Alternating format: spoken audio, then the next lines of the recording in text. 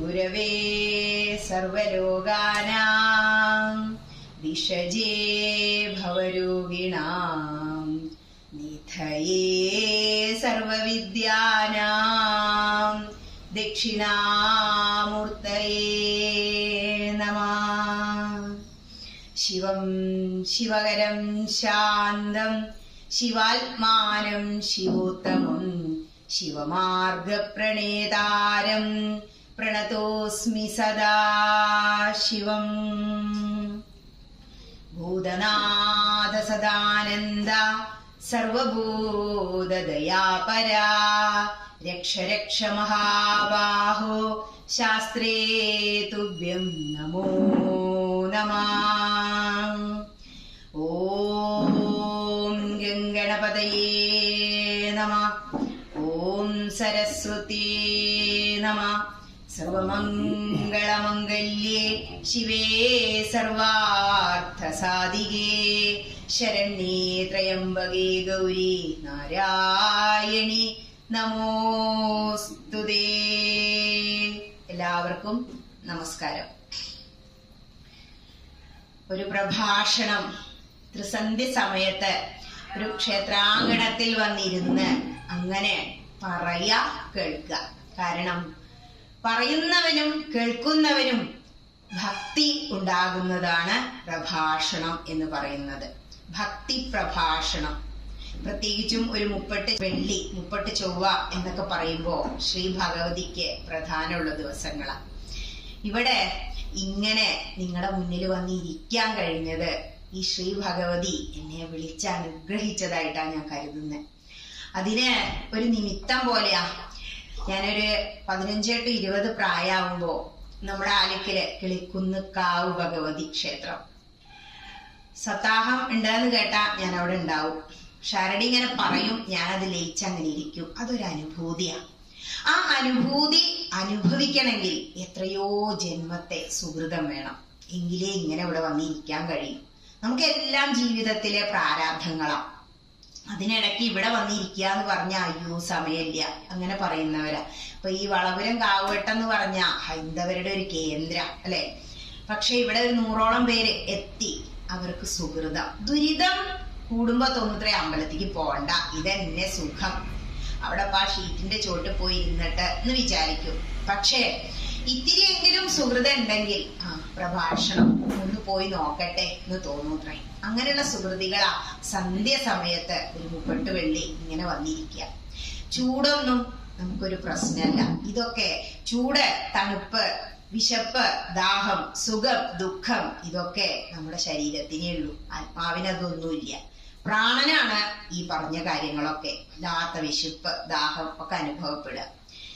ഈ +2 കഴിഞ്ഞ സമയത്താ അരിയും വട്ടേരിപ്പാടിനെ പറയാതെ ഇവിടെ ഒന്നും ചെയ്യാൻ പറ്റില്ല. കാരണം വട്ടേരിപ്പാട് അന്ന് ചെമ്മലയില് ഞങ്ങളുടെ വീട്ടില് ആലിക്കൽ അമ്പലത്തിന് വേണ്ടിയിട്ട് പിരിവിന് വരും. അമ്പലത്തില് പൂരം വരുമ്പോ അന്ന് ഏറ്റവും വലിയത് 100 രൂപയാണ്. അപ്പൊ ഞാനാണ് അമ്മയെ നിർബന്ധിച്ച് ഈ വർഷം നമുക്ക് 100 രൂപ എഴുതണം നിർബന്ധിച്ച്. അന്ന് അതൊന്നും ചിന്തിക്കാൻ പറ്റാത്തൊരു കാലഘട്ടം. അങ്ങനെ 100 രൂപ എഴുതി കഴിഞ്ഞപ്പോഴാ വട്ടേരിപ്പാട് എൻ്റെ അടുത്ത് പറയണ, കുട്ടിയെ നമുക്ക് ആ കാവിലെ അമ്പലം ഒന്ന് ശരിയാക്കി എടുക്കണം കേട്ടോ. അത് കഴിഞ്ഞിപ്പോ എത്രയോ വർഷങ്ങൾ കഴിഞ്ഞു. മനങ്ങനാട് അമ്പലത്തിക്ക് എന്നെ വിളിച്ചു, ഒരു പ്രഭാഷണം നടത്തണം, ഇവിടെ പ്രതിഷ്ഠാദിനാണ് എന്ന് പറഞ്ഞിട്ട്. സത്യം പറഞ്ഞ ഈ നാട്ടുകാരിയാണെങ്കിലും എനിക്ക് മനങ്ങനാട് അമ്പലം ഏതാ അറിയില്ല. എന്റെ മനസ്സിൽ ഇതായിരുന്നു മനങ്ങനാട് അമ്പലം. ഞാൻ ഈ വണ്ടിയിൽ ഇങ്ങനെ വന്നു, ആ അമ്പലത്തിന്റെ മുന്നിലൂടെ ഇവിടെ വന്നു, ഇറങ്ങി വന്നു. ആരെയും കാണുന്നില്ല. 3-4 പേര് തൊഴുന്നുണ്ട്. അവിടെ കഴകത്തിന് ഒരു ചേച്ചിയുണ്ട്. അവരുടെ അടുത്ത് ഞാൻ പറഞ്ഞു ഞാൻ പ്രഭാഷണത്തിന് വന്നതാ. അപ്പൊ എന്റെ അടുത്ത് പറഞ്ഞു, കുട്ടിയെ മനങ്ങനാട് അമ്പലം ഇതല്ല, ഇനിയും പോണം. പക്ഷേ നിങ്ങൾ ഈ പരിപാടി നടത്തുന്ന ഒരാളാണെങ്കിൽ ഇവിടെയും നടത്താനൊരു ഭാഗ്യം ഉണ്ടാവട്ടെ. ആ ഭാഗ്യം ഇന്നാണ് ഉണ്ടായത്. ഇതിപ്പോ 2 വർഷമായി. അങ്ങനെ ഞാൻ പ്രസാദമൊക്കെ കഴിച്ചു, പുഷ്പാഞ്ജലി കഴിച്ചു, വഴിപാടൊക്കെ കഴിച്ചു. തിരുമേനി അപ്പം കൂടെ പോയിരുന്നു. പിന്നീട് വന്ന് എനിക്ക് ദക്ഷിണ വെച്ച് ഞാൻ ഇതൊക്കെ പ്രസാദമൊക്കെ വാങ്ങിപ്പോയി. അങ്ങനെ ഒരു സംഭവം ഉണ്ടായിട്ട് ഇപ്പൊ 2 വർഷത്തോളായി. ഇപ്പൊ നോക്കൂ, ഈ അമ്പലത്തിലും അങ്ങോട്ടും ഇങ്ങോട്ടും പോവും. ഞാൻ പലപ്പോഴും എന്റെ റൂട്ട് ഇതാ, കാരണം എനിക്ക് പുറമണ്ണൂരിന്ന് ഏറ്റവും എളുപ്പം രാമന്തോളിക്കുള്ള റൂട്ട് ഇതാ. അപ്പോഴൊക്കെ ഞാൻ ചിന്തിക്കും, ഇവിടെ ഒരു പ്രഭാഷണം എന്നുള്ളത് നമ്മൾ ആഗ്രഹിക്കുന്നത് ശ്രീ ഭഗവതി അങ്ങോട്ട് നടത്തി തരും. ഏതൊരു ക്ഷേത്രം, ദേവീ ക്ഷേത്രം എടുത്തു നോക്കൂ, കാവ് ചേർത്താ പറയാ. എന്താ കാവിന്റെ പ്രത്യേകത? അപ്പോ കിളിക്കുന്ന് കാവ്, ഞങ്ങളുടെ അവിടെ കൊടുമുടി കാവ്, മുത്തശ്ശിയാർ കാവ്, പാലക്കാട് ജില്ലയിലാത്ര ഏറ്റവും കൂടുതൽ കാവുകൾ ഉള്ളത്, തോൽപ്പാവക്കൂത്ത് നടത്തുന്ന കാവുകള്. ഇവിടെ ഇതാ വളപുരം, ഇതും കാവിൽ ഭഗവതി ക്ഷേത്രം. കാവ് വട്ടെന്നാ അറിയപ്പെടുന്നത്. കാവ് തീണ്ടരുത് പറയും മുത്തശ്ശി. എന്താ? കാവ് നശിപ്പിച്ചു കഴിഞ്ഞാൽ വെള്ളം കൂടി മുട്ടുന്ന, അവിടെ ഇല്ലാത്തതൊന്നുമില്ല. ഒരു ശരിക്കൊരു ആവാസ വ്യവസ്ഥ നമുക്ക് ഒരു കാവില് കാണാം. ഒരുപാട് വലിയ മരങ്ങള്, വള്ളിമുടലാരം, പിന്നെ ചെറിയ ഔഷധ ചെടികള്, ഒരുപാട് ജീവജാലങ്ങള് എല്ലാം. ഇതിനോടനുബന്ധിച്ചൊരു കുളം ഉണ്ടായിരിക്കും എന്ന ഗ്രന്ഥങ്ങളിൽ പറയുന്നതാ. നോക്കൂ, ഇതിനോടനുബന്ധിച്ച് വലിയൊരു കുളം കിടക്കുന്നില്ലേ? ഈ ഏരിയയിൽ എത്തുമ്പോ തന്നെ ഒരു ശാന്തിയാണ് ഇതിലിങ്ങനെ പോകുമ്പോ. ഇനി ഈ ക്ഷേത്രത്തിൽ ഞാൻ വരുന്നത് 4ാം ക്ലാസ്സിൽ പഠിക്കുമ്പോ മാലക്കെട്ട ശബരിമലയിലേക്ക്. മാലക്കെട്ട് ഇവിടെ വന്നു. ഞങ്ങളെ വണ്ടി സെൽഫില്ലാത്തൊരു ജീപ്പായിരുന്നു.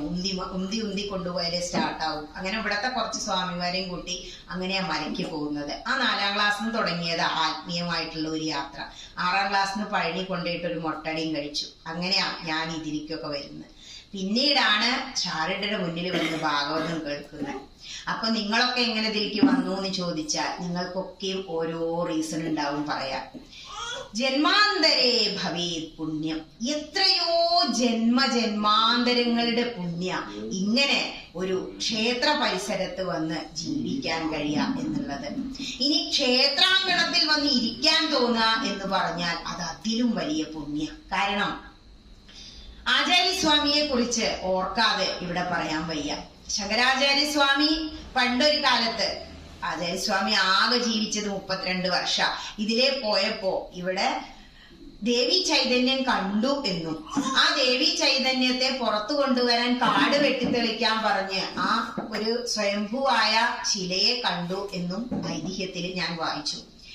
ആ പാട് ഇപ്പോഴും ആ ശിലയിലുണ്ട് അത്രേ. അവരുടെ ആയുധം തട്ടിയിട്ട് മുറിക്കുമ്പോ ചോര വന്നത്. അതായത് സ്വയംഭൂവാണ്, സ്വന്തം അങ്ങുണ്ടായിട്ടുള്ള ഒരു ദേവി ചൈതന്യം. ഈ ദേവിക്കുള്ള പ്രത്യേകത എന്താ? നമുക്ക് 33 കോടി ദേവതകളുണ്ട്. ഒരുപാട് ഇഷ്ടദേവതകൾ നമുക്കുണ്ട്. ഇപ്പൊ ഇവിടെ ഓരോരുത്തരോടും ചോദിച്ചാൽ ചിലര് കൃഷ്ണനായിരിക്കും, ചിലര് ദുർഗയായിരിക്കും, ചിലര് ഭദ്രകാളി ആയിരിക്കും. ഇപ്പോ ദേശത്തിന്റെ തട്ടകം എന്ന് പറയുമ്പോ ഭദ്രകാളി, ഭദ്രം കരോതി ഇതി ഭദ്രകാളി. ആ തട്ടകത്തെ അമ്മയായി വെക്കാൻ കാരണം എല്ലാം ഭദ്രമായി കൊണ്ട് നടക്കുന്നത് കൊണ്ടാണ്. ഭദ്രകാളിയുടെ വാഹനം വേതാളാണെങ്കിൽ ശ്രീ ദുർഗയുടെ വാഹനം സിംഹാണ്. സിംഹം എന്ന് പറയുമ്പോ ആ ഗർജനം തന്നെ നോക്കൂ. ഭഗവതിയുടെ രൂപം നമ്മുടെ മനസ്സിൽ അങ്ങനെ നിറഞ്ഞു നിൽക്കുമ്പോ ഐശ്വര്യാന്നാ പറയാ. എന്തുകൊണ്ടാ മാതൃദേവതയെ നമ്മളെല്ലാവരും ആരാധിച്ചു വന്നത്? ദ്രാവിഡരുടെ കാലം മുതലേ മാതൃദേവതയെ ആരാധിക്കുന്നുണ്ട്. നമ്മൾ ഹരിനാമകീർത്തനമൊക്കെ തുടങ്ങുമ്പോ തന്നെ ഓങ്കാരമായ പൊരുൾ 3ആയി പിരിഞ്ഞുടനെ അങ്കാരമായതിനു താൻ തന്നെ സാക്ഷിയതു. അപ്പോ ആരാ ഓങ്കാരമായ പൊരുൾ? ഈ പ്രപഞ്ചത്തിൽ ഒരു ശക്തിയുണ്ട്. അത് മതൊന്നും നോക്കിയിട്ടല്ല. ആ ശക്തി എന്ന് പറയുന്നതാണ് ആദി പരാശക്തി. ആ ആദി പരാശക്തിയുടെ മൂർത്തമായ ഭാവമാണ് ശ്രീ ദുർഗ. ഇങ്ങനെ ആ ദുർഗ അവതരിച്ച്.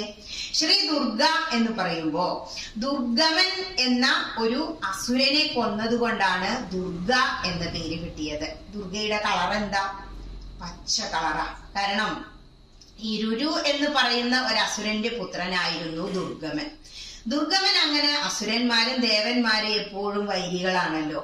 അപ്പോ ഈ അസുരൻ ചിന്തിക്കുക, ഈ ദേവന്മാർക്ക് എന്താ ഇത്രയും ശക്തി? അപ്പോ മനസ്സിലായി, ഇവരെല്ലാവരും വേദം പഠിച്ചിട്ടുണ്ട്. വേദത്തെ പഠിച്ച് ഇവർ ആചാരങ്ങൾ അനുഷ്ഠിക്കുന്നു, യജ്ഞങ്ങൾ നടത്തുന്നു. അപ്പൊ വേദം ഇല്ലാതെ ആയാൽ, മന്ത്രങ്ങൾ ഇല്ലാതെ ആയാൽ എന്ത് സംഭവിക്കും? ഇവർക്ക് യജ്ഞങ്ങളും യാഗങ്ങളും പൂജകളും ഒന്നും നടത്താൻ കഴിയില്ല. അതിനുവേണ്ടി അദ്ദേഹം തപസ് തുടങ്ങി. അസുരന്മാർ അങ്ങനെയാണല്ലോ. തപസ് ചെയ്തു, ബ്രഹ്മദേവനാണ് പിന്നെ എപ്പോഴും ബുദ്ധിമുട്ട്. പ്രത്യക്ഷമായി മനസ്സോടെ ഇത് വേദം വേണമെന്ന് പറഞ്ഞു കൊടുക്കേണ്ടി വന്നു. വേദം കൊടുത്തപ്പോ അറിവ് മറഞ്ഞു. അത് തന്നെയല്ലേ ആദ്യത്തെ അവതാരം, അറിവിനെ വീണ്ടെടുക്കല ഭഗവാന്റെ അവതാരം, മത്സ്യാവതാരം. അതുപോലെ വേദത്തെ കൊടുത്തതോടുകൂടി അറിവ് മറഞ്ഞു. എല്ലാവരും മന്ത്രങ്ങൾ മറന്നു. യാഗങ്ങളും യജ്ഞങ്ങളും നടത്താതെയായി. ദേവന്മാരെല്ലാം പൊറുതിമുട്ടി. വിളവില്ലാതെ എന്നാ പറയുന്നത്. കാരണം അവിടെയാണ് ക്ഷേത്രത്തിന്റെ ആവശ്യകത മനസ്സിലാവുക. ഒരു ക്ഷേത്രം എന്താണ് ഒരു ക്ഷേത്രം? എന്തിനാ നമ്മൾ ആരാധിക്കുന്നത്? എന്തിനാണ് എനിക്ക് ഈ ജീവിതം കിട്ടിയത്? അങ്ങനെ വേണം ചിന്തിക്കാൻ. ക്ഷയാത് ത്രായതേ ഇതി ക്ഷേത്ര. ക്ഷയത്തിൽ നിന്നും നമ്മളെ ഉന്നമനം കൊണ്ടുവന്ന് അല്ലെങ്കിൽ ത്രാണനം ഉയർത്തിക്കൊണ്ടുവരാനുള്ള കഴിവ് ക്ഷേത്രങ്ങൾക്കുണ്ട്. അതാണ് ക്ഷേത്രം എന്ന് പറഞ്ഞ. എന്തിനു വേണ്ടിയാ ക്ഷേത്ര ആരാധന? ഒരു കുടുംബം അല്ലെങ്കിൽ ക്ഷേത്രം എന്ന് പറഞ്ഞാൽ സമൂഹത്തിന്റെ നന്മയ്ക്ക് വേണ്ടിയിട്ടാണ്. ഈ സമൂഹം ഇതുപോലെ ഇങ്ങനെ നിലനിൽക്കണമെങ്കിൽ ക്ഷേത്ര ആരാധന കൂടിയേ തീരും. ഒരു ക്ഷേത്രത്തിൽ വരുമ്പോ ഇപ്പൊ നമ്മളൊരു പീടികയിൽ പോയാല് നമ്മൾ ഇത്ര ആള് ഒരുമിച്ചിരിക്കില്ല. പിന്നെ കാണണമെങ്കിൽ സിനിമ ടാക്കീസിൽ പോണം. ഒരാൾക്ക് ഒരാളോടൊരു ബന്ധമില്ലാത്ത ഒരു മായ ലോകമാണ് അത്. വേറെ എവിടെ ഇങ്ങനെ ഒരുമ കാണില്ല. ക്ഷേത്രത്തിൽ മാത്രാണ് ഒരുമ, സ്നേഹം, ഐക്യം, സേവനം ഇതെല്ലാം നമുക്ക് കാണാൻ കഴിയുക. വീട്ടിലൊരു ജോലി ചെയ്യുമ്പോ അത് നമ്മളൊരു കടമയായിട്ടാ. ഇവിടെയോ സേവനം ആണ്. അപ്പൊ ഇങ്ങനെ ഇവിടെ ഈ ഇത്രയും അഡ്ജസ്റ്റ്മെന്റുകൾ നടത്തി, ഒരുപാട് ഒരുക്കങ്ങൾ നടത്തി ഇന്നെ ഇവിടെ കൊണ്ടുവന്നിരുത്താൻ നിങ്ങളുടെ ക്ഷേത്ര കമ്മിറ്റി, മാതൃസമിതി ഒരുപാട് സേവനം ചെയ്തു. ക്ഷേത്ര കമ്മിറ്റി എന്ന് പറയുമ്പോ തന്നെ ആൾക്കാർക്ക് ഇഷ്ടമില്ല, ഈ പിരിവുമായിട്ട് കയറി വരുന്നോണ്ട്. ശരിക്കും കമ്മിറ്റി അല്ല, അവർ ഈ കമ്മിയുടെ കാര്യം പറയുന്നോണ്ടാ തോന്നുന്നു ആ പേര് വന്ന്. ഉപാസകരാ, ക്ഷേത്ര ഉപാസകരാ അവര് കമ്മിറ്റിക്കാര്. കാരണം അവർക്ക് ആരും ശമ്പളം കൊടുക്കുന്നില്ല. ബാക്കി എല്ലാവരെയും നോക്കൂ, ഒരു ക്ഷേത്രത്തിൽ വന്നാൽ നമുക്ക് ആരെയൊക്കെ കാണാം? ക്ഷേത്രത്തിൽ ആദ്യം നമ്മൾ കാണും അവിടെ വന്നാൽ ഒരു ശാന്തിക്കാരൻ. ആരാ ശാന്തിക്കാരൻ? വേദമന്ത്രങ്ങളെല്ലാം പഠിച്ച് മനസ്സിന് ശാന്തി വന്ന വ്യക്തിയാണ് ശാന്തിക്കാരൻ. മാത്രമല്ല ആ മന്ത്രദീക്ഷ നിലനിർത്തുന്നതിന് വേണ്ടി അദ്ദേഹം പ്രാണായാമം, സൂര്യ നമസ്കാരം, സന്ധ്യാവന്ദനം ഇതെല്ലാം ചെയ്യുന്നുണ്ടായിരിക്കും. ഈ മനസ്സിന് ശാന്തി വന്നവനാവണമെന്ന് പറയാൻ എന്താ കാരണം? ഈ വക കാര്യങ്ങൾ പഠിച്ച ഒരു വ്യക്തി വളരെയധികം വിനയാന്വിതനായിരിക്കും. വേദത്തിൽ പറയുന്നത് എന്താണോ? പുല്ലിലും എളിയവനായിരിക്കും എന്റെ ഭക്തൻ എന്നാണ്. അപ്പോ എളിമയില്ലാതെ, വിനയം ഇല്ലാതെ നമ്മളോട് ചൂടാകുന്ന ഒരാളാണെങ്കിൽ നമുക്ക് അങ്ങോട്ട് പോകാൻ തോന്നും. വലിയ കാര്യങ്ങളൊക്കെ പല സ്ഥലങ്ങളിൽ നടക്കുന്നുണ്ട്.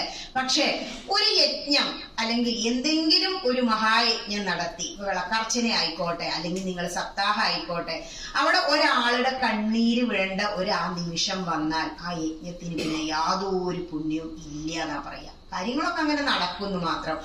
എപ്പോഴും നമുക്കൊരു പോസിറ്റീവ് എനർജി കിട്ടാൻ ഒരു ക്ഷേത്രം സഹായിക്കും. ഇവിടെ അങ്ങനെ വന്നിരുന്നു നിങ്ങള്, ചിലപ്പോ നിങ്ങൾക്ക് അറിയുന്ന കാര്യങ്ങളായിരിക്കും. ഇതിനു മുമ്പ് ഇവിടെ പ്രഭാഷണം ഉണ്ടായിണ്ടോ?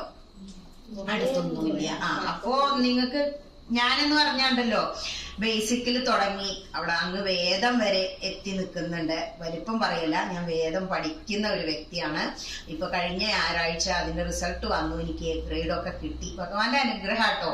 ഞാൻ ഡോക്ടർ ഗോപാലകൃഷ്ണൻ സാറിന്റെ കീഴിൽ കുറച്ച് പഠിച്ചിരുന്നു, അതുകൊണ്ടായിരിക്കാം ഇപ്പോ സായി വേദ ജ്യോതിയിലാണ് പഠിക്കുന്നത്. അപ്പോ ചിലര് പറയും ടീച്ചറെ ഈ വക കാര്യമൊക്കെ ഇവിടെ കിട്ടിയതാട്ടോ, അങ്ങനെ പറയണ്ട എന്ന് പറഞ്ഞിട്ട് ചില വിഷയങ്ങൾ തരും. ഇവിടെ ഇതുവരെ നടത്തിയില്ല എന്ന് പറയുമ്പോ നിങ്ങൾ ഒരുപാട് നിഷ്കളങ്കരായ വ്യക്തികളാണ്. കാരണം നിങ്ങൾക്കൊരു മാതൃസമിതി ഗ്രൂപ്പ് ഇല്ലേ? ആ ഗ്രൂപ്പും വാട്സപ്പും സൗകര്യവും ഒക്കെ ഉണ്ടായിട്ടും നിങ്ങൾ ഇവിടെ ഇപ്പൊ വിളക്ക് തെളിയിച്ചതാണെങ്കിലോ ആ പൊന്നാട ചാർത്തിയതാണെങ്കിലോ ട്രോഫി തന്നതാണെങ്കിലും ഒന്നും ഒരു ഫോട്ടോ ഒന്നും എടുത്തില്ല. കാരണം നിങ്ങളുടെ മനസ്സിന്റെ ആ ഒരു എത്രത്തോളം എളിമ, സിംപ്ലിസിറ്റി ആണത്. മറ്റുള്ളവരെന്താ ചെയ്യുന്നത്? ഇതൊക്കെ ഫോട്ടോ ആക്കി ആ ഗ്രൂപ്പിൽ അപ്പൊ അങ്ങനെ ഒരു പോസിറ്റീവ് ഉണ്ട് അതില്. വരാത്തവർക്ക് അയ്യോ ഞാൻ പോയില്ലല്ലോ എന്നൊരു വിഷമം തോന്നും. അടുത്ത തവണ ഒരു നിർബന്ധമായിട്ടും വരും. പക്ഷെ ഇവിടെ അതൊന്നും നിങ്ങൾ ചിന്തിക്കുന്ന പോലുമില്ല. നിങ്ങൾ ഏറ്റവും താഴെ കിടക്കുന്നത് അല്ലെ? അപ്പൊ ഒരു പ്രഭാഷണം എന്താ? പ്രഭാഷണം എന്ന് പറഞ്ഞാൽ സംഘർഷങ്ങളെ ലഘൂകരിക്കുന്നതാ.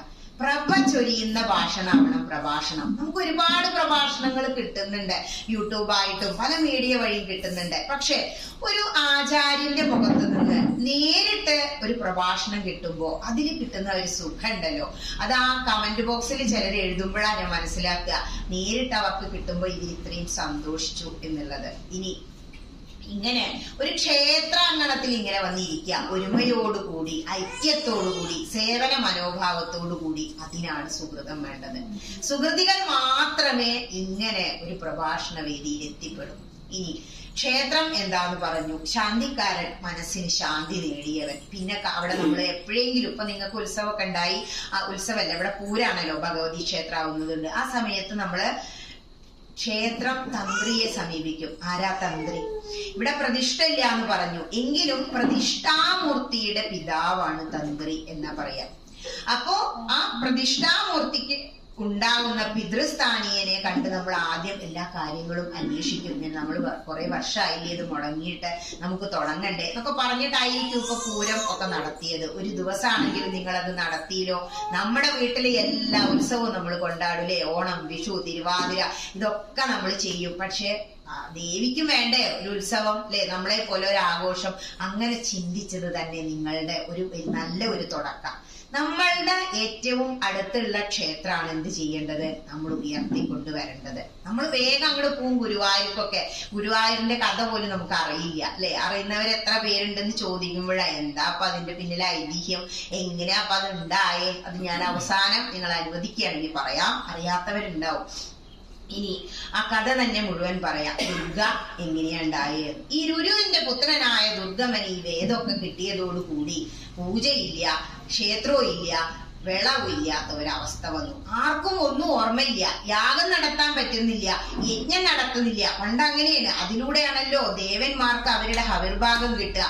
അത് കിട്ടാതെയായി അവരെല്ലാം തളർന്നു. ഒരുപാട് വ്യക്തികൾ മരിച്ചുപോയി. കാരണം വെള്ളമില്ല, കൃഷിയില്ല, പട്ടിണി കിടന്ന് മരിക്കുക.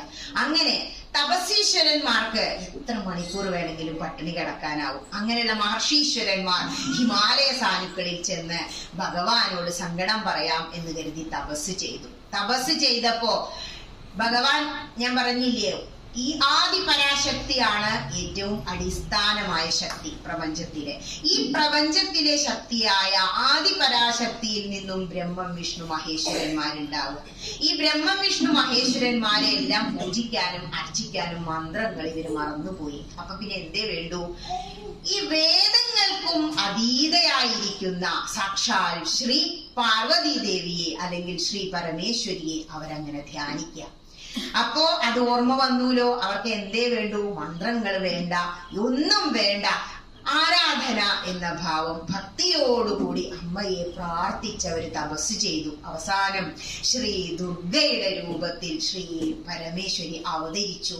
പച്ച കളറിലാണ് അത്രേ അവതരിച്ചത്. പച്ച ഡ്രസ്സ് ഇട്ട് നമ്മൾ കളർ ഫോട്ടോസ് കാണാറുണ്ടല്ലോ. പച്ച കളറാവാൻ കാരണം ആകെ ഉണങ്ങി കിടക്കുകയാണ് ഭൂമി. നീല കളറുള്ള കണ്ണുള്ള ആ ശ്രീ ദുർഗ കണ്ണു തുറന്നു നോക്കിയപ്പോ പട്ടിണി കോലങ്ങളായ ആയിരക്കണക്കിന് ഭക്തന്മാരെ കണ്ടു. എല്ലാവരും നിന്ന് വിളിക്കുക, അമ്മേ നാരായണ. നമ്മൾ ഇവിടെ ഭജനയൊക്കെ അങ്ങോട്ട് വെക്കണം. അപ്പോഴാണ് അമ്മേ നാരായണ, ദേവി നാരായണ, ലക്ഷ്മി നാരായണ, ഭദ്രേ നാരായണ എന്നങ്ങോട്ട് വിളിക്കാൻ തുടങ്ങി. ആ സമയത്തോ ശ്രീ ദുർഗ കണ്ണു തുറക്കുക. കണ്ണു തുറന്നു എന്ന് മാത്രല്ല, ശതാക്ഷി എന്ന പേര് 1000 കണ്ണുകളോടുകൂടി ആ കണ്ണു തുറന്ന് ഇവരുടെ ഈ അവസ്ഥ, വരണ്ടുണങ്ങിയ ഭൂമി കണ്ടപ്പോ 1000 കണ്ണുകളിൽ നിന്നും തെരിതെരേ കണ്ണീര് വന്നു അത്രേ. അത് വെള്ളമായി ഒഴുകി എല്ലാ മരങ്ങളും തളിർത്തു. പക്ഷെ കായ പിടിക്കാൻ കുറച്ച് സമയാവില്ലേ പൂത്തിട്ട്. അപ്പൊ ഇവരെ പട്ടിണി മാറ്റാൻ വേണ്ടി ശ്രീ ഭഗവതിയുടെ കയ്യിൽ നിന്നും ഫലങ്ങൾ വന്നു എന്നാ പറയുന്നത്. ശാകം എന്നാണ് സംസ്കൃതത്തിലെ ഫലമൂലാദികൾക്ക് പറയാ. അതുകൊണ്ട് ദേവിക്ക് ശാകംബരി എന്നുള്ള പേര് വന്നു. എല്ലാവർക്കും വേണ്ടി വെള്ളം വന്നില്ലേ കണ്ണിൽ നിന്ന്, അതുകൊണ്ട് ശതാക്ഷി എന്ന പേര് വന്നു. ഇതൊക്കെ ശ്രീ ദുർഗയുടെ പര്യായങ്ങളാ. ഇങ്ങനെ ശ്രീ ഭഗവതിയുടെ കണ്ണുനീരിൽ നിന്നും ഉണ്ടായ ആ ഒരു വെള്ളത്തിൽ നിന്ന് പ്രകൃതി അങ്ങോട്ട് പച്ച കളറായി പൂത്തുലഞ്ഞു. എല്ലാ സമ്പൽ സമൃദ്ധിയും ഉണ്ടായി. ഇതാണ് ശ്രീ ദുർഗയുടെ അവതാരം. ദുർഗയായി അവതരിച്ചത്. എല്ലാ ദേവീഭാവങ്ങളിലും മൂർത്ത രൂപം ദുർഗയാണ്. ദുർഗ എന്ന പേര് സ്വീകരിച്ചത് എന്തുകൊണ്ടാ? ദുർഗമനെ വധിക്കാനാ ജനിച്ചത്. ഇതറിഞ്ഞ ദുർഗമൻ ഓടി വരിക. എന്റെ വേദങ്ങൾ ഇല്ലാഞ്ഞിട്ടും ശ്രീ ഭഗവതിയെ നിങ്ങൾക്ക് കിട്ടിയല്ലേ, ഇപ്പൊ ശരിയാക്കി തരാം എന്നും പറഞ്ഞ് യുദ്ധം ചെയ്യാൻ തുടങ്ങി അസുരന്മാര്. ശ്രീ ഭഗവതിയോട് യുദ്ധം ചെയ്ത് ആർക്ക ജയിക്കാനാവുക? ശ്രീ ഭഗവതി ആ ദുർഗമനെ അങ്ങോട്ട് യുദ്ധത്തിൽ വധിച്ചു. അങ്ങനെ വേദങ്ങൾ വീണ്ടെടുത്തു കൊടുത്തിട്ട് ദേവി ഭാഗവതത്തിൽ പറയുന്നുണ്ട്, ഈ വേദങ്ങൾ എന്റെ ശരീരമാണ്, അത് നിങ്ങൾ ഒരിക്കലും നഷ്ടപ്പെടുത്തരുത്, സംരക്ഷിക്കണം. സീതാദേവിയെ എങ്ങനെയാണോ സംരക്ഷിച്ചത് എന്ന് രാമായണം പറയുന്നുണ്ട്, അതുപോലെ നിങ്ങൾ ഈ വേദങ്ങളെ സംരക്ഷിക്കണം എന്ന് പറഞ്ഞ് അറിവിനെ, മന്ത്രത്തെ വീണ്ടെടുത്തു കൊടുക്കുന്നത് ശ്രീ ദുർഗയാണ്. ആ ദുർഗയുടെ രൂപത്തെയാണ് നിങ്ങൾ ഇത്രയും കാലം ഇവിടെ വന്ന് പ്രാർത്ഥിച്ചത് എന്ന് ആദ്യം മനസ്സിലാക്കുക. ഇനി ക്ഷേത്രത്തിൽ ഞാൻ പറഞ്ഞു, നമ്മൾ കാണുന്ന വ്യക്തി ശാന്തിക്കാരൻ, മനസ്സിന് ശാന്തി വന്നവൻ. പിന്നെ കാണുന്നതാണ് ഈ അടിച്ചുതളി ചെയ്യുന്ന സ്ത്രീ അല്ലെങ്കിൽ ഒരു പുരുഷൻ. അവരാണ് ശരിക്കും ഭാഗ്യവതി. ഭഗവാന് ഏറ്റവും ഇഷ്ടം അവരെ അത്രേ. കാരണം എന്താണോ, രാവിലെ ശാന്തിക്കാരൻ കുളി കഴിഞ്ഞ് ഇങ്ങോട്ട് വരണമെങ്കിൽ ഇവിടെ അടിച്ചു തളിച്ചിട്ടുണ്ടായിരിക്കണം. പൂജാപാത്രങ്ങൾ കഴുകാൻ കിട്ടുന്നതിലും വലിയ ഒരു ഭാഗ്യം വേറെ ഇല്ല. വീട്ടിൽ എത്ര പാത്രം കഴുകിയിട്ട് എന്താ കാര്യം അല്ലേ? നമ്മുടെ കർമ്മങ്ങൾ നമ്മൾ അങ്ങനെ ചെയ്തുകൊണ്ടിരിക്കുന്നു എന്നേ ഉള്ളൂ. ഇപ്പൊ എന്താ നടന്നുകൊണ്ടിരിക്കണേ? ഏത് വീട്ടിൽ പോയി നോക്കൂ, 2 മക്കൾ ഉണ്ടാവും, അല്ലെങ്കിൽ ഒന്നേ ഉണ്ടാവുള്ളൂ. അത് വിദേശത്തോ അല്ലെങ്കിൽ വല്ല IT കമ്പനിയിലോ ആവും. അച്ഛനും അമ്മയും മാത്രം. നമ്മൾ അവർക്ക് വേണ്ടി എന്തെല്ലാം ചെയ്തു. അങ്ങനെ വേണം നമ്മൾ ചിന്തിക്കാൻ. കാരണം വിവേകത്തിൽ നിന്നും ഉണ്ടാകുന്ന വികാരമാണ് ഭക്തി. എന്താ വിവേകം? ഈ ശരീരം എങ്ങനെ ഉണ്ടായി? ഇപ്പൊതാ കുറെ കാലം ഞാൻ അങ്ങനെ ജീവിച്ചു. ആചാര്യസ്വാമി എന്താ പറഞ്ഞെന്നോ, മനുഷ്യരൂപേണ മൃഗം ചരന്തി. ഈ മനുഷ്യന്മാരെല്ലാം മനുഷ്യന്റെ രൂപേ ഉള്ളൂ, മൃഗങ്ങളെ പോലെയാ ജീവിക്കുന്നത്. സ്വാമി വിവേകാനന്ദൻ എന്തുകൊണ്ടാ കേരളത്തിൽ വന്നിട്ട് ഭ്രാന്താലയം എന്ന് വിളിച്ചത്? കൽക്കട്ടയിലൊക്കെ ദേവി മഹാത്മ്യം വായിക്കാത്ത വീടുകളില്ല. നമ്മുടെ അവിടെ ഗീത ഉപയോഗിക്കുന്നത് പോലെ അവിടെ അവരത് ഉപയോഗിച്ചുകൊണ്ടിരിക്കണേ. ഈ ദേവി മഹാത്മ്യത്തിന്റെ പ്രാധാന്യത്തെ കുറിച്ച് 4 ദിവസം മുമ്പ് എന്റെ ഗ്രൂപ്പിൽ ഒരു അമ്മ വിളിച്ചു. അമ്മ എന്നൊന്നും പറയാൻ പറ്റില്ല, അനിത തോണിക്കരാന്ന പേര്, പെരിന്തമണ്ണയിലാ താമസം. കാരണം അവര് തിരുനാവായയില് ഞങ്ങളുടെ സത്സംഗത്തിന്റെ കൂട്ടായ്മയ്ക്ക് വേണ്ടി വന്നു. ഈ ഞാൻ അങ്ങോട്ട് പറയാൻ തുടങ്ങിയപ്പോ മുതല് അവരിങ്ങനെ ധാരധാരയായിട്ട് ഈ കൊടൽമാലയൊക്കെ വലിച്ചു പൊട്ടിച്ചില്ലേ നരസിംഹാവതാരം ഉണ്ടായപ്പോ? ഏത് ഹൃദയഗ്രന്ഥിയാണ് കൊടൽമാല എന്നാ പറയാ. ഹൃദയഗ്രന്ഥി പൊട്ടുമ്പോ നമുക്ക് ധാരധാരയായി കണ്ണുനീര്. ഇപ്പൊ ക്രൂരമ്മയുടെ കഥയൊക്കെ കേൾക്കുമ്പോ കണ്ണുനീര് വരും. ആ സ്ത്രീ ആദ്യം മുതൽ അവസാനം വരെ ഇരുന്ന് കരഞ്ഞു. കരച്ചിലായിരുന്നോ എന്ന് ചോദിച്ചാൽ അറിയില്ല. അതിനുശേഷം തീരുമാനിക്കുക, ഞാനൊരു പൂജാമുറിയൊക്കെ ശരിയാക്കും. ഒരു കൂട് പോലെ ഒരു പൂജാമുറി വാങ്ങി, നന്നായി പെയിന്റിങ് അറിയണ കലാകാരിയാട്ടോ, കവിത എഴുതും, ചൊല്ലും, പെയിന്റ് അടിച്ചു കൃഷ്ണനെ. അന്ന് ഞാൻ അതിലെ പോയപ്പോ എന്നെ വിളിച്ചു വരുത്തി കൃഷ്ണനെ അതിൽ വെപ്പിച്ചു, ഒരു പായസം നേദിച്ചു. എന്നിട്ട് പറയാ, എനിക്കൊരു ദേവി മഹാത്മ്യം വാങ്ങിത്തരണം ടീച്ചറെ. ബൈ പോസ്റ്റ് രാമകൃഷ്ണ മഠത്തുനിന്ന് വന്നു. അവരത് വായന തുടങ്ങി. ഭർത്താവിന്റെ കാര്യം 95% ഇതില് രക്ഷപ്പെടും. കാർഡിയാക്ക് അറസ്റ്റ് വന്നാല് 4:30 മണിക്ക് രാവിലെ നിർബന്ധിച്ച് ഡോക്ടറെ അടുത്തേക്ക് സ്കൂട്ടറിൽ മൗലാനയിൽ പോയിരുന്നു. അപ്പൊ അവിടെ കുഴഞ്ഞു വീണു. പക്ഷെ ആ ഡോക്ടർ അവിടെ ഉണ്ടായിരുന്നു. എന്തായാലും രക്ഷപ്പെട്ടു. ഇന്നലെ ഒരു 41ാം വാർഷികം ആഘോഷിച്ചു. അപ്പൊ എന്നെ വിളിച്ചിട്ട് പറയാ, ഇനി ഞാൻ ആ വായന നിർത്തില്ല കേട്ടോ ടീച്ചറെ, അത്രയും ഇതിലാ ഡോക്ടർ എന്നോട് പറഞ്ഞ്. അപ്പൊ ചോദിക്കും, നമ്മുടെ വിധിയെ തടുക്കാൻ നമുക്കാവോ? മുകളിലേക്ക് നമ്മളൊരു കല്ലങ്ങട് ഇട്ടു, അത് താഴെ വീഴുന്ന ഉറപ്പാണല്ലേ. പക്ഷെ ഇങ്ങനെ പിടിക്കാന്നുള്ള ഒരു കാര്യം അതിനിടയിൽ നിൽക്കുന്നില്ലേ? അതാണ്. അങ്ങനെ വേണം നമ്മളുടെ ഒരു സമർപ്പണം. അപ്പൊ നമ്മളിവിടെ വന്നു, ഇതൊക്കെ കാണുന്നുണ്ട്, എന്തൊക്കെയോ ഏതൊക്കെയോ നടക്കുന്നു. ഇപ്പൊ ആ വീട്ടിൽ നിന്ന് പോരണം വിചാരിച്ചു. ഒന്ന് പോയി നോക്കാം. എന്നിട്ടോ ഉൾക്കൊള്ളൊന്നും വേണ്ട, ഒന്ന് കേൾക്കാം. ഈ തായ്ലൻഡിൽ പോയാൽ നമുക്കത് മനസ്സിലാവുള്ളൂ. തായ്ലൻഡിലെ എയർപോർട്ടിൽ ചെന്നാല് പാലാഴി മദനം അങ്ങനെ വെച്ചിട്ടുണ്ട്. അവര് അവിടെ സ്റ്റാച്ചു ഉണ്ടാക്കി വെച്ചിട്ടുണ്ട്. നമ്മളെക്കാൾ കൂടുതൽ രാമഭക്തരുള്ളതാ തായ്ലൻഡില്, ബാങ്കോക്കില്. അപ്പൊ എന്താ ഈ പാലാഴി മദനം പറയണേന്നോ? അപ്പൊ വീട്ടിൽ നിന്ന് ഇങ്ങോട്ട് പോരണോ എന്ന് വിചാരിക്കും. അന്ന് പോയി നോക്കാം. ഏതായാലും ഇപ്പൊ മാതൃസമിതിക്കാരും കമ്മിറ്റിക്കാരും ഒക്കെ പറഞ്ഞു, ഇതേ അമ്പല ഗ്രൂപ്പിൽ ഇത്രയും വന്നു, ഒന്ന് അവിടെ പോയി ഇരിക്കാന്ന് വിചാരിച്ചു. ഇവിടെ വന്ന് ഇരുന്നാലും തോന്നും തുടക്കത്തില് ഒന്നും പെട്ടെന്ന് കിട്ടില്ലല്ലോ, പ്രത്യേകിച്ച് ഈ കാര്യമൊക്കെ കിട്ടണമെങ്കിൽ കുറച്ച് ബുദ്ധിമുട്ടാ. അപ്പോ എന്തൊക്കെയോ പറയുന്നു. ആദ്യം പാലാഴി കടഞ്ഞപ്പോ എന്താ കേറി വന്നത്? കാളകൂട വിഷല്ലേ വന്നത്? നമ്മുടെ മനസ്സാണ് പാലാഴി. അതാ പറയുന്നത്. അതാണ് അതവർ കാണിച്ചുകൊണ്ടിരിക്കുന്ന ആ എയർപോർട്ടില്. ഈ മനസ്സ് ഇങ്ങനെ കടയുമ്പോ ആദ്യം കേറി വരും എന്താന്നോ, നെഗറ്റീവാ. അമ്പലത്തിൽ വന്നാലും അങ്ങനെ തന്നെയാ.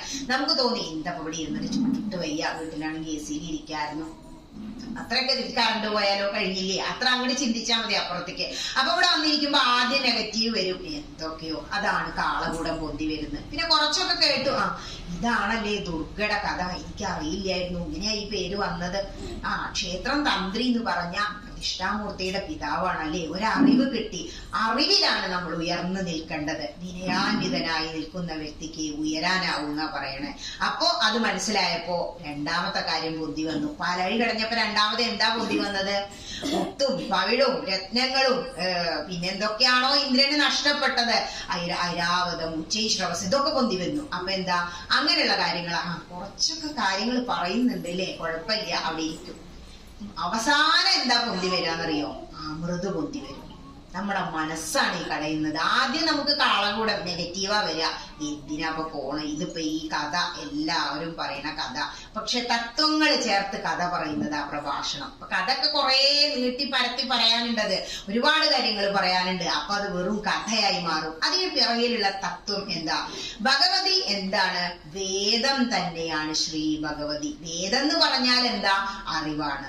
അറിവാണ് ഈശ്വരൻ, അറിവാണ് ഭക്തി. എന്താ ഭക്തി? ഇനിയിപ്പോ ഭക്തി ഉള്ളതുകൊണ്ടാണ് ഞാൻ ഇവിടെ വന്നിരുന്നേന്ന് പറയും. ആരാ ഭക്തൻ? ശ്രീ ഭാഗവതം പറയുന്നത് ഭക്തലക്ഷണതു ജിജ്ഞാസ ഏവ. ഇവിടെ വന്ന് തൊഴുതു പോകുന്നതാണോ ഭക്തി? അത് LKG. അപ്പൊ ഭഗവാൻ എന്താ പറയാ? തൊഴുത് നിൽക്കുമ്പോ ഗുരുവായൂര് മുന്നോട്ട് മുന്നോട്ട് അല്ലെ, അവിടെ നിൽക്കണ ഒരു കൊട്ടിപ്പാടി നമുക്കൊരു ദേഷ്യം വരും. 3 മണിക്കൂർ ക്യൂ നിന്നിട്ട് ഒരു നിമിഷം ഒന്ന് കാണാൻ സമ്മതിക്കണില്ല. പക്ഷെ എന്താ പറയുന്നോ, ഉപനിഷത്തുക്കൾ നേതി നേതി, ഇതൊന്നും അല്ല, ഇനിയും നീ ഉയരണം. ഇതെന്താ? വെറും സ്റ്റാർട്ടിങ് പോയിന്റ്. അപ്പൊ നിങ്ങളിൽ തന്നെ പലരെയും അച്ഛനും അമ്മയും കൊണ്ടുവന്നു തൊഴിയിച്ചു. അച്ഛനും അമ്മയും നമസ്കരിച്ചെങ്കിൽ നിങ്ങളും നമസ്കരിച്ചു. ഇതാവും സംഭവിച്ചിട്ടുണ്ടാവുക. അവിടുന്ന് അങ്ങോട്ട് നമ്മൾ ഉയരുന്നില്ല. ഇനി മറ്റുള്ള മതസ്ഥരെ നോക്കൂ, എല്ലാ മതവും പറയുന്നത് ഒന്നാ. നമ്മൾ എന്താ ചെയ്യുന്നത്? ഈ തൊഴുത് നമസ്കരിച്ച് നേദ്യവും കഴിച്ച് അങ്ങനെ പോവും. പക്ഷെ അമ്പലത്തിൽ വന്നാൽ കിട്ടുന്ന കാര്യങ്ങൾ കിട്ടോ, പഞ്ചേന്ദ്രിയങ്ങൾക്ക് സുഖം കിട്ടും. അത് 2 തരത്തിൽ കിട്ടുന്നാ പറയാ. കാരണം നമ്മൾ ഇവിടെ വന്നു കഴിയുമ്പോ, കയറി വരുമ്പോഴൊന്നും നമ്മൾ നേരിട്ട് ശരിക്കും ഭഗവതിയല്ല, മറ്റുള്ള വ്യക്തികളെ കാണും. ക്ഷേത്രത്തിൽ വരെ ആരാന്നറിയോ? സത്തുക്കളാ. സത്തുക്കളുമായി സംഘം ഉണ്ടാകുന്നതാണ് സത്സംഗം. ഇതാണ് സത്സംഗം. അപ്പൊ ഇവിടെ വന്നിരിക്കുന്നവന് മനസ്സിന് അത്രയും ഇരുത്തം വന്നവനെ ഈ ചൂടത്ത് ഇവിടെ വന്നിരിക്കൂ. അപ്പൊ എല്ലാവരും സത്തുക്കളാ. ഈ സത്തുക്കളെ സംഗമിക്കുമ്പോ നല്ല കാര്യങ്ങളെ പറയൂ. ഇപ്പൊ ക്ഷേത്രത്തിൽ വന്നാൽ കാണുന്നതൊക്കെ ഭക്തന്മാരാ. 1 2 ഒക്കെ നെഗറ്റീവ് ഉണ്ടാവും, ഉറപ്പാ.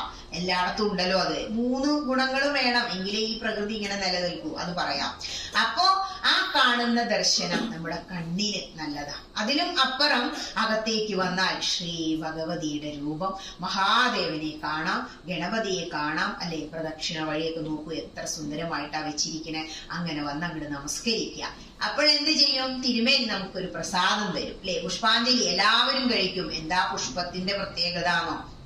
ഇവിടെ പ്രതിഷ്ഠ നടത്തിയാലും നമ്മുടെ പഞ്ചേന്ദ്രിയങ്ങളെ പ്രതിനിധീകരിച്ചു കൊണ്ടുള്ള ദ്രവ്യങ്ങളെ വെച്ചാണ് പൂജിക്കുക. ഏതൊക്കെയാ? പഞ്ചഭൂതങ്ങള്. ഈ പഞ്ചഭൂതങ്ങളാൽ നിർമ്മിതമാണ് നമ്മുടെ ശരീരം. ഇവിടെ വന്ന പഞ്ചേന്ദ്രിയങ്ങൾക്ക് സുഖവും കിട്ടും എന്നുള്ളത് അറിഞ്ഞ് ആരാധിക്കണം. ക്ഷേത്രത്തിലേക്ക് വരുമ്പോ തന്നെ മനസ്സിലാക്കുക, എനിക്ക് തൊഴുതാൽ കണ്ണിന് സുഖം കിട്ടും. ആ ശ്രീ ഭഗവതിയുടെ രൂപം അങ്ങനെ കേശാദിപാദം പാദാദികേശം കാണുമ്പോ ആ അഷ്ടകം നമസ്തേസ്തു മഹാമായേ ശ്രീപീഠേ സുരപൂജിതേ ശംഖചക്രഗദാഹസ്തേ മഹാലക്ഷ്മീ നമോസ്തുതേ. അത് മനസ്സിലങ്ങനെ വരുമ്പോ ആ കണ്ണിന് കിട്ടുന്ന സുഖം വേറൊന്നും കണ്ടാൽ നമുക്ക് കിട്ടില്ല. കാരണം ധ്യാനം സ്വർണത്തെക്കാൾ വിലപിടിപ്പുള്ളതാ. മറ്റൊരു ചിന്തകളിലേക്കും പോകാതെ മനസ്സിനെ ആ പരബ്രഹ്മത്തിൽ അങ്ങനെ ചേർത്ത് നിർത്താൻ നമുക്ക് ധ്യാനത്തിലൂടെ കഴിയും. ഈശ്വര വിഗ്രഹങ്ങളെ കേശാദിപാദം പാദാദികേശാണ് നമ്മൾ ധ്യാനിക്കേണ്ടത്. അതാണ് അവിടെ വന്നാൽ കാണുക. കണ്ണിന് സുഖം കിട്ടിയില്ലേ? ഇന്ദ്രിയങ്ങളിൽ 1. ഇനി അത് കഴിഞ്ഞാൽ തിരുമേനി തീർത്തും പ്രസാദമൊക്കെ തരും. അപ്പൊ ദക്ഷിണ നിർബന്ധമായും വെക്കണം എന്നാ പറയുന്നത്. കാരണം നമുക്ക് വേണ്ടിയിട്ടാണ് അവിടെ അർച്ചന നടത്തിയത്. ഹം ആകാശാത്മന പുഷ്പം കൽപ്പയാമി അങ്ങനെ പറഞ്ഞിട്ട് ആ തിരുമേനി പുഷ്പാഞ്ജലി നടത്തുമ്പോ ശ്രീ ഭഗവതിയുടെ തൃപ്പാദങ്ങളിലേക്ക് അർപ്പിക്കുക. ഈ പുഷ്പത്തിനൊരു പ്രത്യേകത ഉണ്ട്. ആകാശത്തെ പ്രതിനിധീകരിക്കുന്നു പഞ്ചഭൂതങ്ങളിൽ. പുഷ്പങ്ങൾക്ക് മന്ത്രങ്ങളെ സ്വീകരിക്കാനുള്ള കഴിവുണ്ട്. അപ്പൊ നമ്മൾ ഓരോ നാമം ചൊല്ലി ഓരോ പൂക്കൾ അറക്കുമ്പോഴും ആ മന്ത്രങ്ങളെല്ലാം പുഷ്പത്തിലുണ്ടാവും. തിരുമേനി പുഷ്പാഞ്ജലി, ഇപ്പൊ ഭാഗ്യസൂക്തം ഒക്കെ നമ്മൾ കഴിക്കും, വേദത്തിലുള്ളതാ. അപ്പോ ആ മന്ത്രം ചൊല്ലി ഇതിങ്ങനെ ആർച്ചിക്കുമ്പോ ആ മന്ത്രങ്ങളെ ആകിരണം ചെയ്യാൻ പുഷ്പങ്ങൾക്ക് കഴിവുണ്ട്. അതാണ് പുഷ്പാഞ്ജലി. എന്നിട്ട് അങ്ങനെ ശ്രീ ഭഗവതിയുടെ തൃപ്പാദങ്ങളിൽ നിന്നും എടുത്ത ആ പുഷ്പം നമുക്ക് തരും. ആ പുഷ്പം എന്താ ചെയ്യാ? നമ്മള് ആദ്യം മൂക്കിലിട്ടൊന്ന് മണപ്പിക്കും. ഘ്രാണശക്തി. ആ ഘ്രാണിക്കണം എന്നാ പറയാ. പലർക്കും അറിയില്ല. എല്ലാരും ഇങ്ങനെ എടുത്ത് 4 തേക്കലും ഒക്കെ ചെയ്തിട്ട് അങ്ങോട്ട് പോകും. അങ്ങനെയല്ല. ആ പുഷ്പം വളരെ ബഹുമാനത്തോടു കൂടി എടുത്ത് മൂക്കിലൊന്ന് ശ്വസിക്കുക. ആ മണാണ് നമ്മള് ഭഗവതിയുടെ ആ ശ്രീപാദങ്ങളുടെ മണം നമുക്ക് കിട്ടുമ്പോ മൂക്കിന് സുഗന്ധായി. അത് കഴിഞ്ഞ് നമ്മൾ എന്ത് ചെയ്യുന്നു? തലയിൽ ചൂടും. അപ്പോ നമുക്ക് ആ പുഷ്പത്തിന്റെ പുണ്യം. അപ്പൊ രണ്ടാമത്തെ കാര്യം കിട്ടി, മൂക്കിനെ സുഖിപ്പിച്ചു. അതും കഴിഞ്ഞ് തീർത്ഥം, ഒരു തുള്ളി തീർത്ഥം നമുക്ക് തരും ഇല്ലേ? ആ തീർത്ഥം എന്ന് പറഞ്ഞ ഭഗവാന്റെ പ്രസാദ ജലത്തിനെ സമർപ്പിച്ചു. ആ ജലത്തിന് തുല്യാണ് പഞ്ചഭൂതങ്ങളിൽ. എന്നിട്ടോ പ്രദക്ഷിണൊക്കെ വെച്ച് ഇങ്ങോട്ട് വരുമ്പോഴേക്കും പറയും നമ്മളോട് കഴകം, ചേച്ചി ഇതേ കുറച്ച് പ്രസാദം കഴിച്ചിട്ട് പോവാട്ടോ. അപ്പൊ എന്താ? നമ്മുടെ നാക്കിനെ സുഖിപ്പിച്ചു. ഇനി നമ്മൾ നല്ലൊരാളെ കണ്ടാൽ, ക്ഷേത്രത്തിൽ വന്നാൽ നല്ല കാര്യങ്ങളല്ലേ പറയൂ. എത്ര ദുഷ്ടനാണെങ്കിലും അവിടെ നല്ല കാര്യങ്ങളെ പറയൂ. മന്ത്രം ചൊല്ലാൻ, നാമം ചൊല്ലാൻ മാത്ര ശബ്ദം അമ്പലത്തിൽ എന്നാ പറയാ. അപ്പൊ നല്ല കാര്യങ്ങൾ പറയാൻ നാവ് ഉപയോഗിക്കാം. ഭഗവാന്റെ നേദ്യം ഒന്ന് സേവിക്കാൻ നാവിന് സുഖായില്ലേ? ഇനി എന്താ? തൊക്ക് ചന്ദനം കിട്ടിയ അത് തോണ്ടി തേക്കരുത്. ഈ വിരലോണ്ട് ഇങ്ങനെ എടുത്ത് വളരെ ബഹുമാനപൂർവം, കാരണം ഈ ആത്മാവിനെ പ്രകാശിപ്പിക്കാനാ നമ്മളൊരു തിലകം അല്ലെങ്കിൽ ചന്ദനം തൊടുന്നത്. ചന്ദനം എന്ന് പറഞ്ഞാൽ നമ്മളെ തൊക്കിന് സുഖം ലഭിക്കും. ചന്ദനം ആരെ പ്രതിനിധീകരിക്കുന്നതെന്നോ? ഭൂമിയെ, പഞ്ചഭൂതങ്ങളിൽ ഭൂമിയെ പ്രതിനിധീകരിക്കും. അങ്ങനെ അതും കഴിഞ്ഞ ഇപ്പൊ എന്തായി? തൊക്ക്, നാക്ക്, പിന്നെയോ നമ്മൾ നല്ല കീർത്തനങ്ങൾ. ഇപ്പൊ അവിടെ തിരുമേനിനെ നാമം ചൊല്ലും. ഇപ്പൊ മുഖമണ്ഡപമൊക്കെ ഉള്ള വലിയ മഹാക്ഷേത്രങ്ങളിൽ ചെന്നാൽ അവിടെ ആമ്നായ ജപം നടക്കണം എന്നാ തിരുമേനിമാർ അവിടെ ഇരുന്ന് വേദം ജപിക്കുന്നത് കാണാം. കാരണം ഭഗവാന്റെ, നമ്മുടെ ഈ ക്ഷേത്രം എന്ന് പറഞ്ഞാൽ എന്താ ഗീത പറയുന്നത്? ഇതം ശരീരം കൗന്ദേയ ക്ഷേത്രമിത്യഭിധീയതേ. ഹേ കുന്തിപുത്ര, ഇത് ഈ ക്ഷേത്രം എന്ന് പറയുന്നത് എന്റെ ശരീരം, നിന്റെ ശരീരമാകുന്നു. അപ്പൊ ഈ ശരീരത്തിന്റെ അതേ രൂപത്തിൽ ആ മഹാക്ഷേത്രങ്ങള്, ഭഗവാന്റെ കഴുത്താണ് ആ മുഖമണ്ഡപം. അപ്പൊ തിരുമേനി പുഷ്പാഞ്ജലി ചെയ്യുമ്പോ ഓരോ മന്ത്രങ്ങൾ അങ്ങനെ ജപിക്കുമ്പോ നമ്മുടെ കണ്ണിന് കിട്ടിയ സുഖം പോലെ കാതിനും സുഖം കിട്ടും. ഇപ്പൊ പഞ്ചേന്ദ്രിയങ്ങളും സുഖിച്ചൂലോ. നാക്ക്, ത്വക്ക്, ചെവി, കണ്ണ്, മൂക്ക്. അതാദ്യം പറഞ്ഞു, മൂക്ക്. ഈ 5 ഇന്ദ്രിയങ്ങളും സുഖിച്ചില്ലേ? അതാണ് അമ്പലത്തിൽ വന്ന് അറിഞ്ഞ് ആരാധിക്കുക. ഇപ്പൊ ഈ 5 ഇന്ദ്രിയങ്ങളെ ഞാൻ ഇത്ര കാലം അമ്പലത്തിൽ വന്ന് സുഖിപ്പിച്ചു, ഇതറിഞ്ഞ് ആരാധിക്കുക. എന്നിട്ടോ എന്റെ ഈ ശരീരം പഞ്ചഭൂതങ്ങൾ കൊണ്ട് നിർമ്മിതമാണ്. ഭഗവാൻ അർപ്പിക്കുന്ന ആ പുഷ്പങ്ങൾ ആകാശത്തെ പഞ്ചഭൂതങ്ങളിൽ ഒന്നിനെ പ്രതിനിധീകരിക്കുന്നു എന്ന് മനസ്സിലാക്കുക. ഭഗവാന് നമ്മളങ്ങനെ ഇപ്പൊ കലശമൊക്കെ ആടുമല്ലോ എല്ലാ വർഷവും, അല്ലെങ്കിൽ തീർത്ഥായിട്ട് ജലം കൊണ്ടെങ്കിലും അഭിഷേകം ചെയ്യൂലോ ബിംബത്തില്. അത് നമ്മുടെ ജലം. മറ്റൊന്ന് നമ്മുടെ പഞ്ചഭൂതങ്ങളിൽ മറ്റൊന്ന്, രണ്ടാമത്തേത്. ഇനി നമ്മൾ ഭഗവാന് വേണ്ടിയിട്ട് പുഷ്പം സമർപ്പിച്ചു, ജലം കൊണ്ടുവന്ന് ധാര ചെയ്തു, മറ്റൊന്ന് ചന്ദനം ചാർത്തു ബിംബത്തില്. അതാണ് ഭൂമിയെ പ്രതിനിധീകരിക്കുന്നത്. ആകാശം, ഭൂമി, ജലം, വായു. നമ്മൾ ദീപം, ധൂപം കാണിക്കുന്നില്ലേ? ദീപം അഗ്നിയെ പ്രതിനിധീകരിക്കുമ്പോ ധൂപം, കർപ്പൂരം കാണിക്കാറില്ലേ? അത് വായുവിനെ പ്രതിനിധീകരിക്കുന്നു. ഇങ്ങനെ നമ്മുടെ ശരീരം നിർമ്മിച്ച ഈ പഞ്ചഭൂതങ്ങളെ പ്രതിനിധീകരിച്ചുകൊണ്ട്, ഇവ വെച്ചുകൊണ്ടാണ് അത്ര എല്ലാ ക്ഷേത്രങ്ങളിലും പൂജ നടത്തുന്നത്. ഇത്രയും കാര്യം ഒരു ക്ഷേത്രത്തെ കുറിച്ച് അറിയണം. അങ്ങനെ വരുമ്പോ ഈ ഭക്തി എവിടെന്നാ ഉണ്ടാവണേ? ഇപ്പൊ ഞാൻ അമ്പലത്തിലൊക്കെ പോയി തൊഴുതു വന്നു, ഇത് ഭക്തിയാണോ? അല്ല. അറിയാനുള്ള ഒരു ജിജ്ഞാസ. ഞാൻ പറഞ്ഞില്ലേ, ഭക്തലക്ഷണതു ജിജ്ഞാസ ഏവ. എന്തിനാ എന്നും അതിങ്ങനെ തൊഴുതു പോണേ? ഹൈന്ദവ മതം എന്ന് പറഞ്ഞാൽ സനാതന ധർമ്മം ആണ്. ധർമ്മം എന്ന് പറഞ്ഞാൽ എന്താ? നമ്മൾ ആചരിക്കുന്നതാ. ആചാര പ്രഭവോ ധർമ്മ, അത് ഗീത പറയുന്നതാ. കാരണം ആചാര പ്രഭവോ ധർമ്മ, ആചരിക്കുന്നതിൽ നിന്നും ധർമ്മം ഉണ്ടാകുന്നു. ധർമ്മത്തെ നിലനിർത്തണമെങ്കിൽ ആചാരാനുഷ്ഠാനങ്ങൾ വേണം.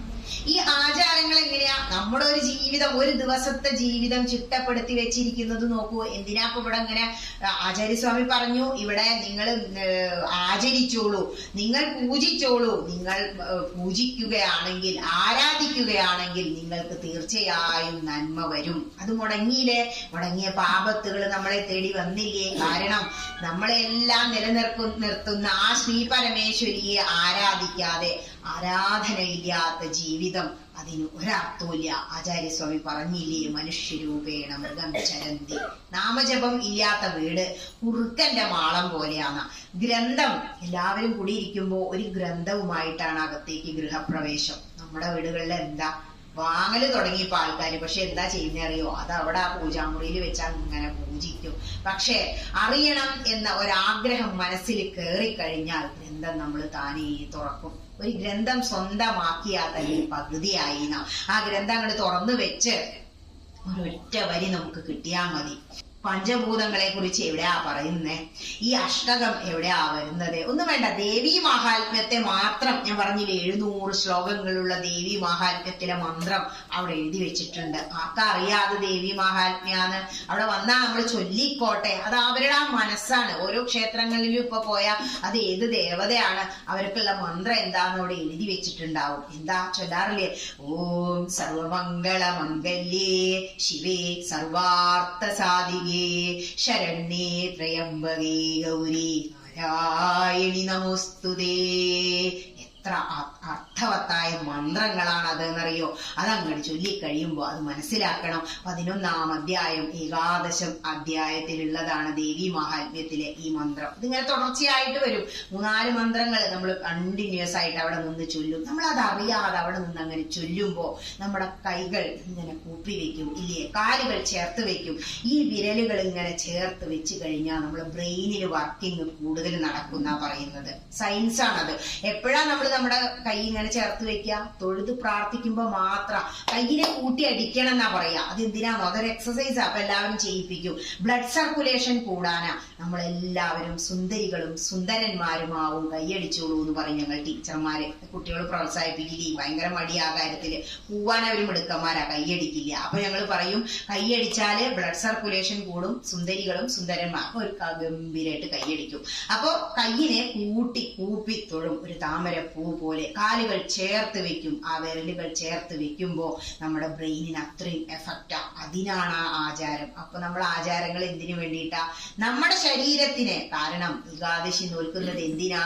നമ്മുടെ ശരീരത്തിനെ, ആമാശയത്തിനെ ശുദ്ധമാക്കാനാ. ശരീരമാദ്യം ഖലു ധർമ്മസാധനം. അപ്പോ അവിടെ വന്ന് പ്രാർത്ഥിച്ചു. ഇനി അപ്പുറത്ത് വന്നപ്പോ മഹാദേവനുണ്ട്, ഇപ്പുറത്ത് ശ്രീ ഗണപതി ഉണ്ട്. എന്താ അപ്പൊ ചൊല്ലണ്ടേ? ഇതിലൊക്കെ എവിടെയാ ഒന്ന് അറിയണ്ടേ? ഗണപതി അഥർവ ശീർഷം വേദത്തിൽ എടുത്ത് വെക്കുമ്പോഴാ എന്താ ഗണപതി മിത്തല്ല എന്ന് മനസ്സിലാവണമെങ്കിൽ വേദം പഠിക്കണം. മറ്റുള്ള പറയാം മിത്താണ് എന്ന് പറയുന്നവനൊന്നും അന്തല്ലേ, അവൻ എന്നെ ഒരു മിത്ത്. അല്ലാതെ എന്താ പറയാ? ഇവിടെ വന്നു മഹാദേവനെ കാണുമ്പോ എല്ലാ ഗുരുക്കന്മാരിലും വലിയ ഗുരുവായ ആദിദേവനായ മഹാദേവൻ, എന്റെ അമ്മ പറയുന്നത് കേട്ടിട്ടുണ്ട് മോതിരം പറ്റാന്ന്. ഇപ്പൊ ഇന്നലെ ഞാനത് വായിക്കുമ്പോഴാണ് എനിക്ക് എന്റെ അമ്മ പറഞ്ഞു തന്നത് എന്താന്ന് മനസ്സിലാവുന്നത്. ആ മഹാദേവൻ ഈ ദേവീ ചൈതന്യത്തോട് വന്ന് ചേർന്നു എന്ന് പറയുമ്പോ ആലോചിച്ചു നോക്കൂ. മഹാദേവൻ ഏറ്റവും താന്ത്രിക വിധിപ്രകാരം ഏറ്റവും മുകളിലാ മഹാദേവൻ. അതുകൊണ്ടാ മഹാദേവന് 3/4 പ്രദക്ഷിണം മതി എന്ന് പറയുന്നത്. അതൊന്നും നമുക്ക് അറിയില്ല. അങ്ങനെ ചെയ്യും. ഒരാൾ മുന്നിലുള്ളവർ ചെയ്തോ, എല്ലാവരും ചെയ്യും. ഗുരുവായൂർ പോയപ്പോ ഒരു സന്യാസി അവിടെ ഇരിക്കുന്നുണ്ട്. മുന്നിലുള്ള ഒരാളെ കാലയാളെ മേൽ തട്ടിയപ്പോ തൊഴുതു. നമുക്കത് പഠിപ്പിച്ചതാണല്ലോ, ക്ഷമിച്ചു. അപ്പൊ പിന്നെ പറകില് വരുന്നവരൊക്കെ അയാളെ തൊട്ടു അവസാനം അയാളോട് നിന്നിട്ട് പോയി. ഇതാണ് അവസ്ഥ. അറിയില്ല എന്താ ചെയ്യുന്നേ, ആരാ ചെയ്യുന്നേ, എവിടെ ചെയ്യണ്ടേ ഒന്നും അറിയില്ല. ആരൊക്കെയോ എന്തൊക്കെയോ എവിടെയൊക്കെയോ ചെയ്തത് കണ്ടു, ഞങ്ങളും അത് ചെയ്യുന്നു. മഹാദേവന്റെ മുന്നിൽ വരുമ്പോ വേദമന്ത്രമാണ്. ശ്രീ രുദ്രചക്രം സ്തോത്രത്തില് വരുന്ന മന്ത്രമാണ് എന്തെന്നറിയോ? യജുർവേദത്തിൽ വരുന്നതാണ് ഓം നമഃ ശിവായ. ഈ ഓം നമ എന്ന് കഴിഞ്ഞാൽ 2 കുത്ത് കാണുന്നില്ലേ, അതിനാണ് വിസർഗം എന്ന് പറയാ. സംസ്കൃത ശ്ലോകം ഉച്ചരിച്ചാൽ തന്നെ നമ്മൾ പ്യൂരിഫൈ, ശുദ്ധീകരിക്കപ്പെടുന്ന പറയാ. അത് കഴിഞ്ഞ് ഒരു ശാന്ന് എഴുതൂ, ശിവായ. ഈ നമ എന്ന് കഴിഞ്ഞ് വിസർഗം കഴിഞ്ഞിട്ട് ഒരു ശ ആണെങ്കിലും ആ ശ ഇരട്ടിച്ചിട്ട് ഒരു ശബ്ദം വരും. അപ്പോഴാണ് ശരിക്കും അത് ശിവപഞ്ചാക്ഷരി മന്ത്രമാവുക. പഞ്ചാക്ഷരി മന്ത്രം മാത്രം ജപിച്ചാൽ മതി, സർവ്വ ദുരിതങ്ങളും തീരും എന്നാ പറയുന്നത്. ഓം നമ ശിവായ എന്ന മന്ത്രം ജപിച്ചുകൊണ്ട് അങ്ങനെ പ്രദക്ഷിണ വഴിയിലൂടെ പോയി അവിടെ ചെല്ലുമ്പോ നമുക്ക് കിട്ടുന്ന ആ ഒരു സുഖം ഉണ്ടല്ലോ, ആ തീർത്ഥവും പ്രസാദവും വാങ്ങി നമ്മൾ ആ തൊഴുതിട്ടൊരു നമസ്കരിക്കലുണ്ട്. അപ്പൊ എന്താ ഭാവം എന്നറിയോ? വേദമന്ത്രമായ അഹം ബ്രഹ്മാസ്മി എന്ന ഭാവത്തിലേക്ക് നമ്മൾ അങ്ങോട്ട് ഉയരും. അതിനുവേണ്ടി ആ ക്ഷേത്രങ്ങൾ, ആരാധന എല്ലാം വെച്ചിരിക്കുന്നത്. ഈ ആചാര പ്രഭോ ധർമ്മത്തിലൂടെ സഞ്ചരിക്കുമ്പോ, ഈ ആചാരങ്ങൾ അനുഷ്ഠിക്കുമ്പോ നമ്മുടെ ജീവിതം, ശരീരം സുഖകരമാവുന്നു. രാവിലെ നേരത്തെ എഴുന്നേൽക്കുന്നത് ഈ ആചാരത്തിന്റെ ഭാഗ. 6 മണിയുടെ മുന്നെങ്കിലും ഉണരണം, അല്ലാത്തവർക്ക് അസുഖ. ഈ സരസ്വതി യാമത്തിൽ എഴുന്നേറ്റിരുന്ന് നിങ്ങൾ കുളിക്കണം എന്നൊന്നുമില്ല. നോർത്ത് ഇന്ത്യയിൽ പോയിക്കോളൂ, ഹിമാലയത്തിലുള്ളവരൊന്നും കുളിച്ചിട്ടൊന്നുമല്ല. വേണ്ട ഭാഗങ്ങളൊക്കെ ഒന്ന് ശുദ്ധാക്കി കൈയും കാലും മുഖം കഴുകി. എന്റെ അമ്മമ്മയൊക്കെ രാവിലെ ശ്വാസം മുട്ടാണ് ഈ കുളിക്കാൻ വയ്യ, 3 കുറിയൊക്കെ അങ്ങോട്ട് വരയ്ക്കും. അന്നിക്ക് അറിഞ്ഞിരുന്നില്ലേ എന്തിനാ ഈ 3 കുറിയെന്ന്? എന്താ 3 വര കാണിക്കണേ? നമ്മൾ 3 പ്രദക്ഷിണം വെക്കൂലേ? തിരുമേനിയുടെ പൂണൂല് നോക്കൂ, 3 നൂലുണ്ടാവും. അതില് 3 പ്രദക്ഷിണ നമ്മൾ വെക്കുക. 3-ന് ഒരുപാട് തത്വങ്ങളാ. അതായത് ഭാഗവതം എടുത്തു വെച്ച എങ്ങനെയാ തുടങ്ങുന്നത്? സച്ചിദാനന്ദരൂപായ എന്നും പറഞ്ഞങ്ങോട്ട് തുടങ്ങും. താപത്രയ വിനാശായ ശ്രീകൃഷ്ണായ വയം നുമാ. താപത്രയ വിനാശായ, സത്യചിത്ത ആനന്ദം, അതൊക്കെ ഒരുപാട് പറയാണ്ട് കേട്ടോ, അതുകൊണ്ട് അതവിടെ വിട്ടത്. താപത്രയം എന്ന് പറഞ്ഞ നമ്മൾ അവസാനം പറയില്ലേ, ഓം ശാന്തി ശാന്തി ശാന്തേഹി. ഈ 3 ദുഃഖങ്ങളെ നമുക്കുള്ളൂ.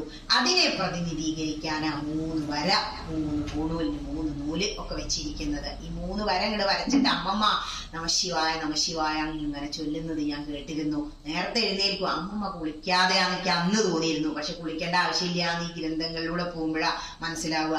അപ്പോ എന്ത് ചെയ്യാ? സരസ്വതി യാമത്തില് ഒരു 5 മണിക്കെങ്കിലും എഴുന്നേറ്റ 5:30-ക്കെങ്കിലും ഗ്രന്ഥത്തിന് മുന്നിലെത്തി നിങ്ങളാണ് മന്ത്രങ്ങൾ, ഏതാണോ നിങ്ങളുടെ ഇഷ്ടദേവത ആ മന്ത്രങ്ങൾ അല്ലെങ്കിൽ ഏതെങ്കിലും ഒരു ഗ്രന്ഥം വായിച്ച നിങ്ങളുടെ ആ ബ്രെയിനില് ഒരുപാട് മാറ്റങ്ങൾ സംഭവിക്കും. നമ്മളിൽ ഒരുപാട് എൻസൈംസ് ഉൽപ്പാദിപ്പിക്കപ്പെടും സംസ്കൃത ശ്ലോകങ്ങൾ ചൊല്ലുമ്പോ എന്നാ പറയാ.